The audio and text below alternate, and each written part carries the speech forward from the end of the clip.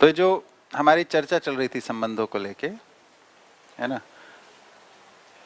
ये मैं इस बात पे दीदी से बात हो रही थी तो इस बात पे ध्यान दिला रहा था कि ये कोई सूक्ष्म बातें नहीं बता रहे, ये मोटी मोटी बात बता रहे हैं। मोटी बात से बनती है फाउंडेशन, फिर उसके ऊपर जो खड़ा होगा वो सूक्ष्म होगा। तो पहले व्यवहारिक मुद्दों को हमें पकड़ना है। व्यवहारिकता जब पकड़ के में आएगी तब आप सूक्ष्मता में जा पाओगे, है ना। व्यवहारिकता के कुछ और मुद्दों पे भी मैं भी बात रखूंगा थोड़ी, ना, इसी संदर्भ में, है ना। तो एक जो मुद्दा इसमें समझ में आया कि हर संबंध का एक निश्चित प्रयोजन है, निश्चित क्रिया है ना, उसमें निहित निश्चित जिम्मेदारी है, निहित निश्चित अपेक्षाएं हैं। इसको हमारे को ठीक से पहचानना होता है। सातों संबंधों को अगर हम इस अर्थ में पहचान लेते हैं तो संबंध की पहचान हुई।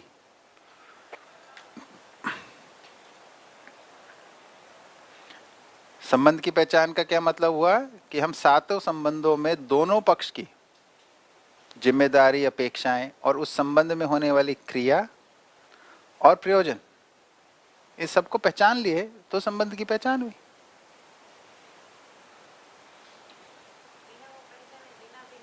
नहीं बनेगा, है ना।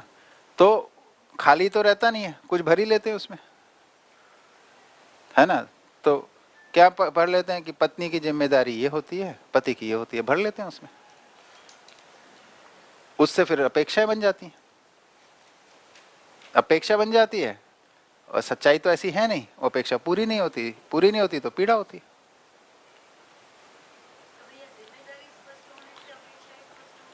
तो अपेक्षा क्या है? जैसे आपका और हमारा एक संबंध है, कोई भी संबंध, दो पक्ष हैं, एक पक्ष आप हो, एक मैं हूं। मेरी जिम्मेदारी आपके लिए अपेक्षा है, आपकी जिम्मेदारी मेरे लिए अपेक्षा है, इतने सा है और कुछ नहीं है। बहुत सिंपल है भाई। माता पिता को पोषण और संरक्षण प्रदान करना है, यही बच्चे की अपेक्षा है ना। क्रिया के रूप में क्या अपेक्षा है कि माता पिता पोषण संरक्षण की वस्तु प्रदान करेंगे। माँ बाप की क्रिया क्या है? वो पोषण और संरक्षण के अर्थ में वस्तु प्रदान करना। तो जो जिम्मेदारी है दूसरे पक्ष के लिए वही अपेक्षा है। उपलब्धि के रूप में क्या अपेक्षा है ना। दोनों की अपेक्षा यही है कि बच्चा जो है समझदार और जिम्मेदार के रूप में स्थापित हो जाए। तो उपलब्धि के रूप में दोनों की अपेक्षा एक ही है। एंड रिजल्ट क्या चाह रहे हैं उस संबंध से कि बच्चा जो है समझदार और जिम्मेदार के रूप में, है ना, प्रतिष्ठित हो जाए। इतना ही तो चाह रहे हैं। बच्चा भी यही चाह रहा है एक आयु के बाद कि भाई मेरे को समझदार और जिम्मेदार के रूप में स्वीकार है। माँ बाप भी यही चाह रहे हैं, है ना। पर ये कोई नाम नहीं है, ये कोई पद नहीं है, कोई उपाधि नहीं है। ये तो समझदारी भी और जिम्मेदारी भी एक जीने का तरीका है। तो जीने में पूरा पड़ रहा है तो दोनों को पता चलेगा, दोनों का एक ही मूल्यांकन होगा। जीने में पूरा नहीं पड़ रहा है तो दोनों को पता चलता है, वही पीड़ा का कारण बनता है। तो हर संबंध में ऐसे ही, पति पत्नी संबंध में भी जो पति की जिम्मेदारी है, जो पत्नी की जिम्मेदारी है, दोनों एक दूसरे के लिए वो अपेक्षा है। तो अगर हम इन शाश्वत संबंधों को समझ लेते हैं मानव में, यानी इसमें निहित क्रिया, निहित प्रयोजन, निहित जिम्मेदारी और निहित अपेक्षाएं, इनको पहचान लेते हैं तो हम अपनी अपेक्षाओं को उसके अर्थ में सजा लेते हैं, फिर जीना आसान हो जाता है। आप बच्चे से पूछ के देखिए ना, मैं तो बहुत किया है डायलॉग कि भाई मैं तुम्हारे को, जैसे 10-12 साल का बच्चा, मैं भैया को भी बता रहा था कि नहीं, किसको बता रहा था, हाँ आपको बता रहा था ना, कि एक डायलॉग इतना से बच्चों के साथ अगर होता है कि भाई जैसे माता पिता के रूप में आप बच्चे से बात कर सकते हैं कि मैं आपको समझदार और जिम्मेदार के रूप में स्वीकारना चाहता हूँ, ठीक है, क्या ऐसा ठीक रहेगा? है ना। 10 साल 12 साल के बच्चा या उससे अधिक आयु के बच्चे से बात करके देखिए, है ना। बात कब करनी है? जो बात करने के मूड में हो, यानी वो भी स्वभाव गति में, ये भी पहचानना। अब सब चीजें अप्लाई करनी है ना हमने जीने में इस रूप में। कि उसकी भी सुनने की स्वीकृति है, बात करने की स्वीकृति है ना। कोई परेशानी नहीं है, अभी कोई घटना नहीं घटी है जिससे कुछ परेशानी हो रखी हो, नहीं, आराम से जब रिलैक्स है सब, है ना, तब बात करिए उससे। तो अगर वो बोलता है कि नहीं ऐसा नहीं, ऐसा मत स्वीकारो, तो बोले फिर कैसा देखूं मैं आपको, कैसा स्वीकारूं आपको, ये बता दो। घूम फिर के थोड़ी बात करेंगे तो वो मान ही जाएगा, आ ही जाएगा कि हाँ भैया ऐसे ही स्वीकारिए, है ना। फिर उसने जब स्वीकार लिया तो उसे बोलिए कि इसमें फिर मेरे को आपसे सहयोग चाहिए होगा। क्या सहयोग चाहिए होगा? कि भैया आप समझदारी और जिम्मेदारी पूर्वक जियो। तो अब जो भी क्रिया होती है, जो भी क्रियाकलाप वो करते हैं परिवार में, उसमें धीरे से पूछा ही जा सकता है, भाई इसमें क्या समझदारी थी, इसमें क्या जिम्मेदारी का निर्वाह हुआ। अगर ठीक से हुआ तो उसका अप्रिसिएशन उन्हें मिलना चाहिए, उनका अधिकार है। ये तो तुमने तो समझदारी का काम किया है, तो बहुत बढ़िया, ये जिम्मेदारी अच्छे से निर्वाह किया, बहुत बढ़िया किया। तो देखेंगे अधिकतर आप प्रोत्साहन दे रहे हैं, और जहां जहां कमी हो रही है उस पर ध्यान आकर्षण कर रहे हैं। तो एक संवाद भी हो गया, मार्गदर्शन भी हो गया, और उत्सव भी हो गया, सामान्य विधि से एकदम। इसमें कोई दबाव प्रभाव नहीं है बिल्कुल भी।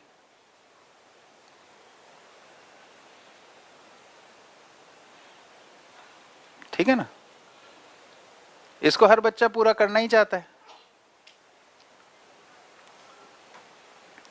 कोई बच्चा नहीं है ऐसा 10-12 साल की उम्र में सामान्य तौर पे जो इसको पूरा करना ना चाहता हो, है ना।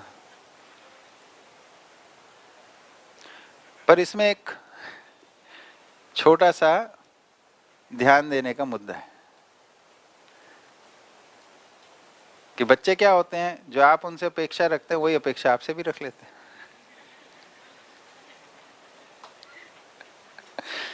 तो वो आपसे भी प्रश्न करेंगे इसमें क्या समझदारी थी और इसमें क्या जिम्मेदारी निर्वाह की, कर ही सकते हैं।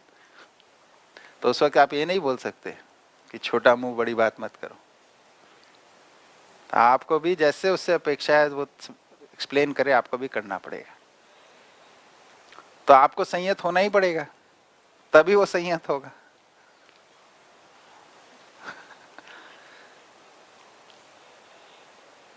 तो ये दोनों तरफ काम करता है मेथड। तो अगर उसमें अपने को सुधारने की मानसिकता है तभी इसको शुरू करिएगा।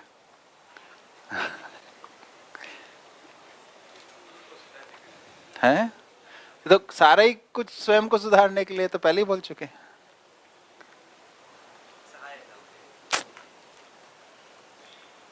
ठीक है। तो बच्चों के साथ ऐसा है, बराबर वालों के साथ क्या विधि है? बराबर वालों को के साथ आपको वो ध्यान रखना है उस सूत्र का, जीने दो और जियो।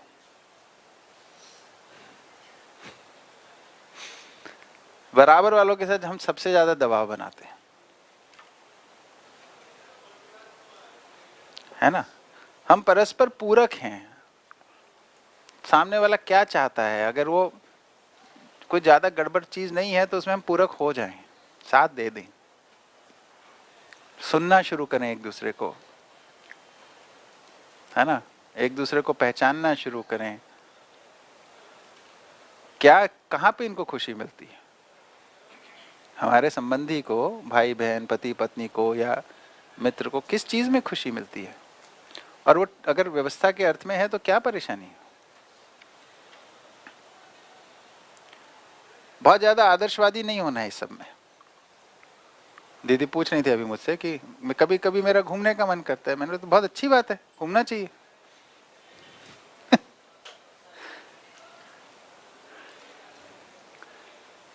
आदर्शवाद हो जाता है तो हम एक दूसरे को जगह ही नहीं देते।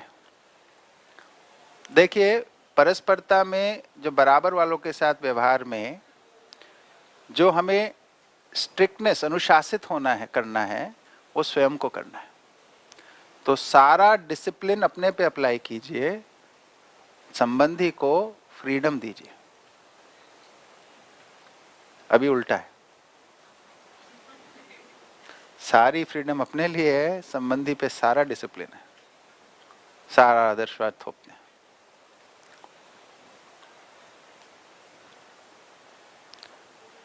तो बराबर वालों को साथ जीने की जगह देनी है ना। और बुजुर्ग लोगों के साथ क्या करना है, जो हमसे आयु में अधिक है, उनकी खूब सेवा की जाए, उनसे खूब आशीर्वाद लिया जाए, उनको समझाने की चेष्टा ना की जाए। ये सबसे बड़ी गलती है, उनको समझाने जाते हैं। अगर वो अपनी तरफ से प्रस्तुत होते हैं कि मैं आपसे समझना चाहता हूं, तो उसमें कोई परेशानी नहीं, आप इनिशिएट नहीं करिए उसको, आप उनका सम्मान करिए, उनकी सेवा करिए, उनसे आशीर्वाद प्राप्त करिए। बहुत बेसिक थंब रूल्स हैं ये, मेरे बताए हुए नहीं, बाबा जी के बताए हुए थंब रूल्स। इसमें व्यवहार में आराम मिलता है ना भैया। लेकिन वो व्यवस्था के अर्थ में ना हो तो अगर कोई नहीं, कोई नहीं। अब हम उम्र के लोगों की बात करूं, मित्र, पति। देखिए, उसमें सबसे पहले ये मान लीजिए कि आप किसकी बात सुनती हो, उसके लिए क्या कंडीशन चाहिए आपको,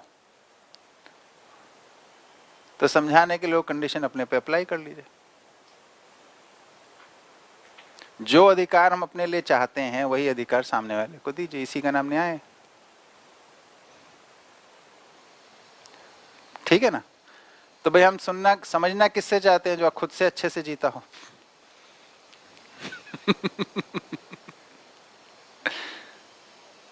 हो गया ना, ठीक है। देखिए, बराबर वाले संबंध में जहां आपने अपने को ऊपर रखा, वहां पे बात टूट गई, क्योंकि आपने जो उस संबंध का जो फाउंडेशन है उसी को तोड़ दिया ना। संबंध बराबरी का है, हमने ऊपर रख के बात शुरू कर दी, I am better than you. ये भाव, आप भाषा मत बोलिए, जाता है, खट से पहुंचता है, और कुछ पहुंचे ना पहुंचे, अच्छा आप बड़े हो मुझसे, अभी बताता हूं। हाँ, भाव ही तो कम्युनिकेट होता है।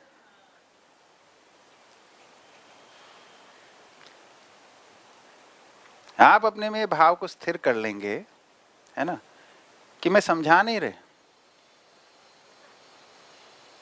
नहीं बताने में भी समस्या।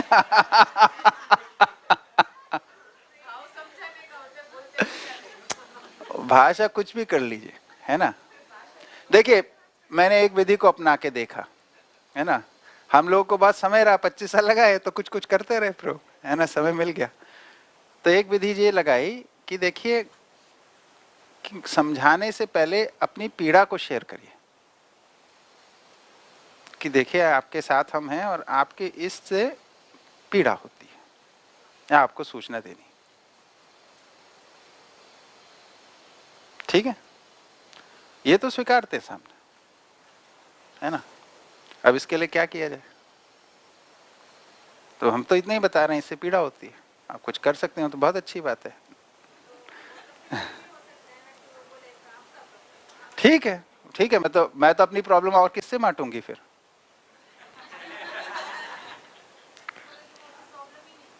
हाँ, नहीं नहीं, आपकी नहीं है, मेरी तो है ना, तो मैं तो आपको बता रहा हूँ।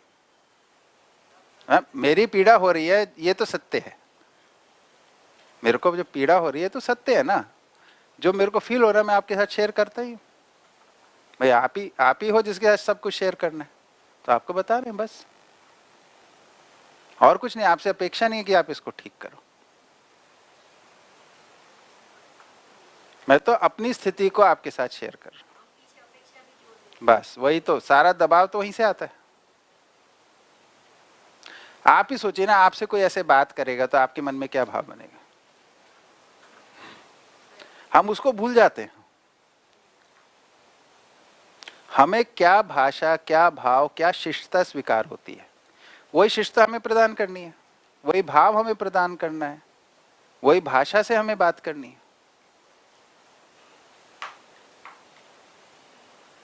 है ना। हम इरिटेशन में बात करेंगे, कौन स्वीकारेगा।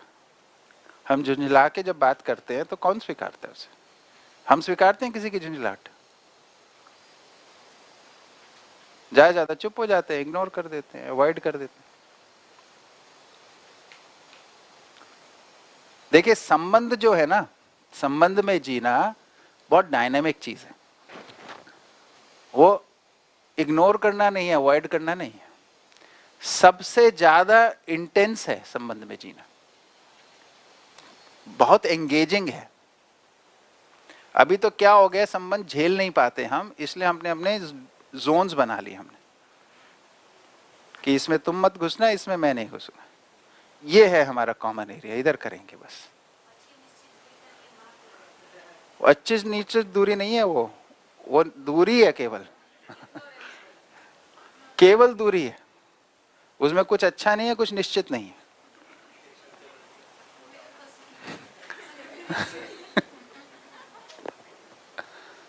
है ना, वो सही कह रहे हो, जैसे सरकारें चलाते हैं ना कॉमन मिनिमम प्रोग्राम, वही है, ऐसे घर चला रहे हैं। भाई तुम्हें मेरा चैनल पसंद नहीं है, मुझे तुम्हारा नहीं पता, अलग अलग टीवी चला लिया, काम चला लिया, है ना। तो समस्या को साधन से रिजॉल्व करने की कोशिश करते रहते हैं, है ना। और जो जीवन के अंदर जो भी भाव बन रहे हैं, जो पीड़ा बन रही है, इसको दबाने की कोशिश चलती रहती है अपने में, कभी एंटरटेनमेंट से, कभी खाने पीने से, है ना, कभी किसी और क्रिया से। इसी को जीना कहते हैं। इधर क्या बोल रहे हैं कि नहीं, जीना तो एकदम जो हमारे अंदर चल रहा है उसी के प्रति पारदर्शी हो जाना, साथ संबंधी के साथ। तो पहले शेयरिंग शुरू करनी है, जो चीज खुश करती है या जो पीड़ा देती है, दोनों शेयर की जाए। केवल पीड़ा ही थोड़ा ना शेयर करने के लिए, जो अच्छा लगा हमारे को। देखिए अभी अनुकूलता की परिभाषा बताई थी, क्या थी?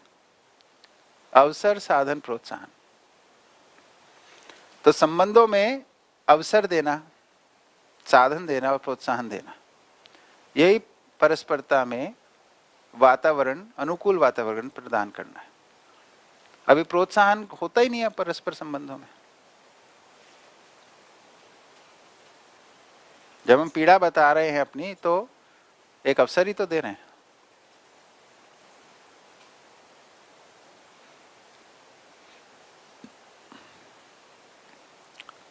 तो व्यवहारिक स्तर पे इस दर्शन को जीना सबसे सुलभ है, ये बात हमको पकड़नी है।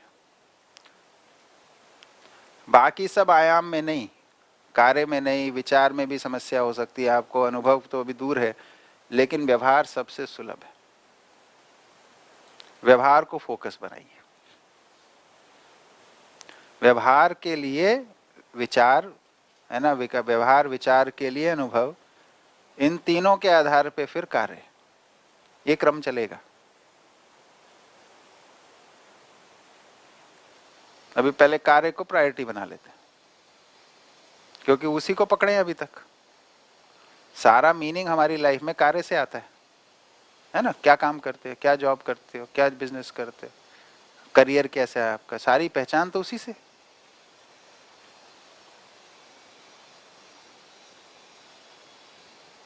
जबकि मानव की पहचान उसके व्यवहार से,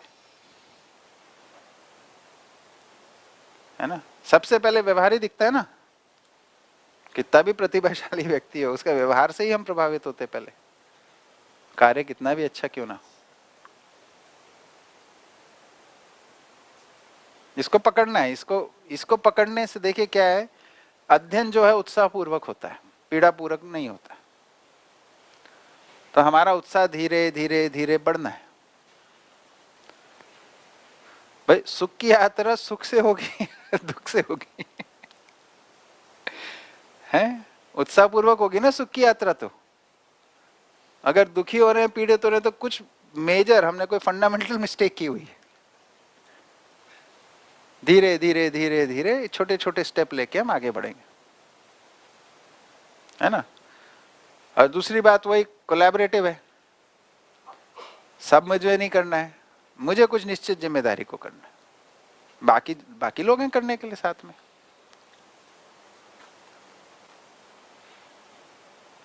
ठीक है ना। तो सबसे पहले परिवार को देखिए उसमें, छोटा छोटा स्मॉल स्मॉल स्टेप्स, छोटी छोटी उपलब्धियां, है ना, उससे धीरे धीरे उत्साह बनेगा, गाड़ी आगे चलेगी। खूब मजा आता है जिंदगी जीने में। अध्ययन काल एक सुखद यात्रा है ना। एक पहले एक मान्यता रही है कि बहुत ज्यादा पीड़ा होगी तो हम जल्दी समझेंगे या प्रश्न बनेगा, जिज्ञासा होगी। वो भी एक विधि है, वो जिज्ञासा विधि कहलाता है। किसी के पास कोई प्रश्न होता है, उसके पीछे पड़ जाता है, वो भी एक तरीका है पहुंचने का। एक अध्ययन भी एक विधि है भाई, सिस्टमैटिक अप्रोच है, छोटे छोटे स्टेप्स हैं, सिस्टम से चलेंगे, उससे भी पहुंचेंगे। शैक्षणिक विधि तो है ना, सिस्टमैटिक ही होगी। दोनों विधि की बात आई है, ठीक है ना।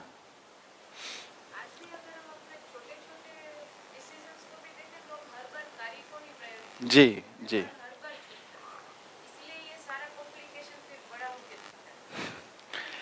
देखिए इसको बड़े सामान्य तरीके से बजाना। हाँ, हमारे पास क्या एसेट्स हैं, क्या अर्थ है हमारे पास? हाँ जी, तन मन धन, है ना। इसमें से हाईएस्ट प्रायोरिटी कौन सा एसेट है? मन। उसके बाद तन, उसके बाद धन। हमारे जीने के कार्यक्रम में हाईएस्ट प्रायोरिटी क्या है?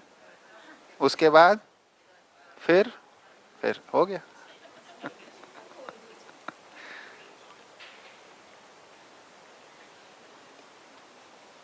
तो इसलिए कार्य प्रधान होगा कि नहीं होगा, आप खुद ही बताइए।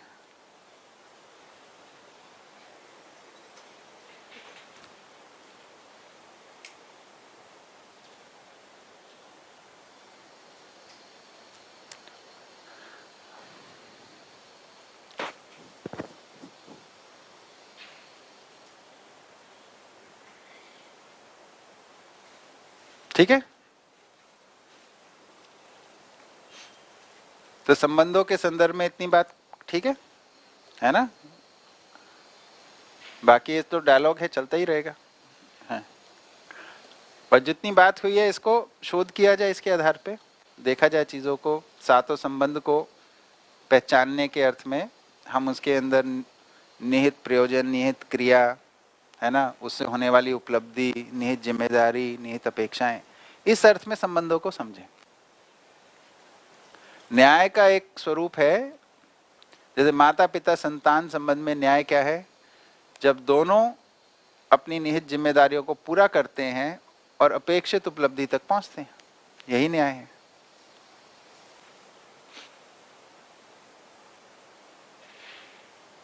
पति पत्नी संबंध में भी ऐसा ही है, भाई बहन, भाई भाई, बहन बहन संबंध में भी ऐसा ही है, मित्र मित्र में भी ऐसा ही है, साथी सहयोगी में भी यही है, गुरु शिष्य में भी यही है, और व्यवस्थागत में भी यही है।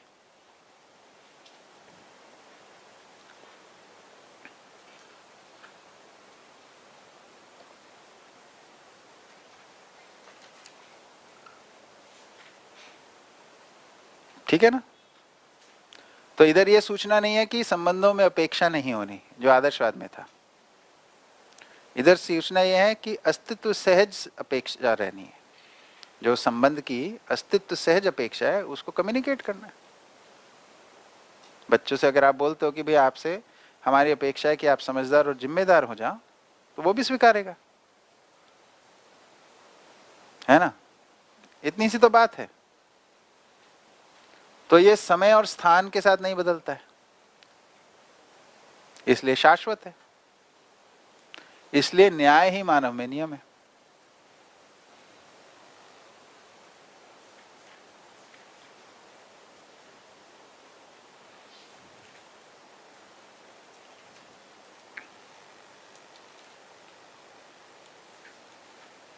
ठीक है ना। न्याय के संदर्भ में मूल्यों की तो खूब बात होती ही है ना, वो तो आप लोगों को काफी स्पष्ट है। उसमें जो अगला मुद्दा है परस्पर मूल्यांकन, है ना। तो जो परस्पर मूल्यांकन है संबंध में, कि हमने जो संबंध पहचाना है उसके प्रयोजन के अर्थ में जो क्रिया होनी है, जो जिम्मेदारी का निर्वाह होना है, इसका दोनों पक्ष मिलकर मूल्यांकन करते हैं। जैसे माता पिता संतान संबंध है, इसका एक निश्चित प्रयोजन है, इसकी एक निश्चित क्रिया है, इसमें निहित माता पिता की एक जिम्मेदारी है, बच्चों की जिम्मेदारी है। दोनों मिलके परस्पर मूल्यांकन करते हैं, कितना पूरा हुआ, कितना रह गया।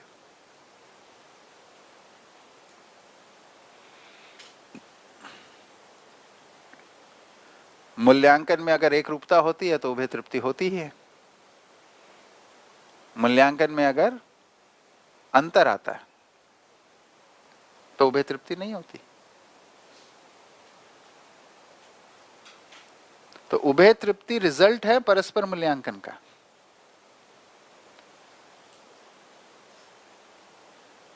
ऐसे ही पति पत्नी में, भाई बहन में, मित्र मित्र में, है ना। तो परस्पर मूल्यांकन के अंदर जितना सही हुआ उसका उत्सव है। अभी हमारा सारा ध्यान कमी पे, मूल्यांकन के नाम पे क्या गलत हुआ इस पे जाता है। वो मूल्यांकन नहीं, जितना सही हुआ है, जितना पूरा हुआ है उसका उत्सव है, और जो शेष रह गया है उसको पूरा करने का कार्यक्रम है।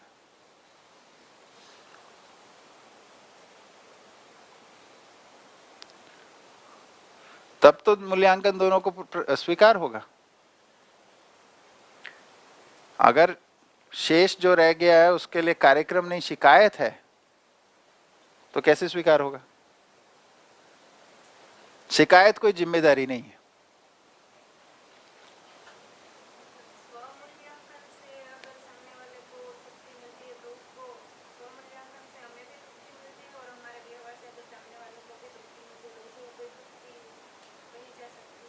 नहीं, देखिए, स्व मूल्यांकन स्व निरीक्षण के आधार पे, आप स्वयं को जांच रहे हैं, उसका मूल्यांकन आप कर रहे हो। अब परस्परता में आप जी रहे हो, है ना सर।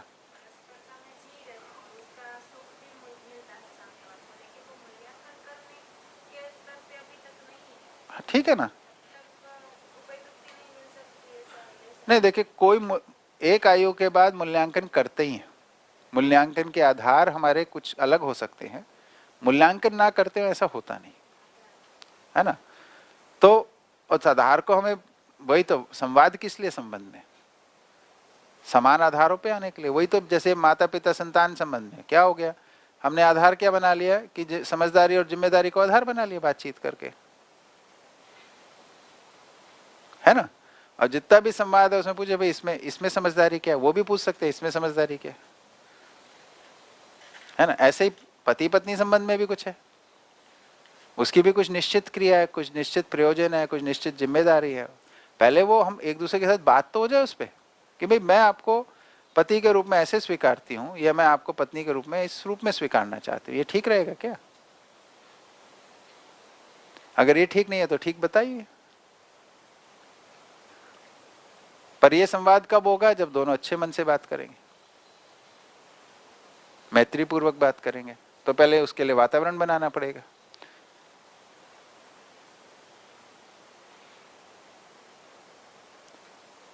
वातावरण में मूल मुद्दा यही है ऐसे संबंधों में जहां बराबरी का संबंध है, कि उसके अंदर आप समझाने की पोस्चरिंग नहीं कर सकते।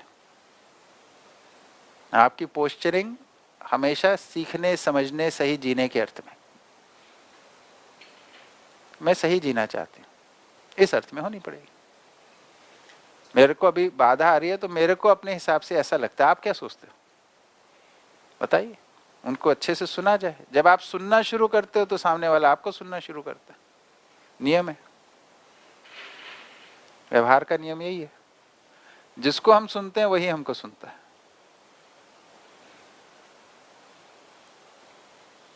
संबंधों में यही नियम काम करता है। आप देख लीजिए आज भी